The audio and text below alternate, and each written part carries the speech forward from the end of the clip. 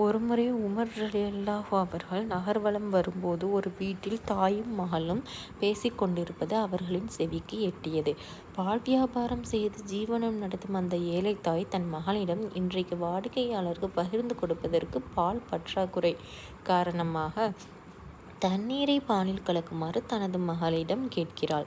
மகளோ இது பாவச் செயல் என கூறி மறுக்கிறார். அப்போது அந்த தாய், நீ ஏன் பயப்படுகிறாய்? கலிஃபா தான் இங்கு இல்லையே என கூற மகள், உண்மைதான், கலிஃபா இங்கு இல்லை, ஆயினும் அல்லாஹ் நம்மை பார்த்து கொண்டிருக்கிறான் அல்லவா, அவனுக்கு மறுமையில் பதில் சொல்ல வேண்டுமே என தாயாரை எச்சரிக்கிறாள்.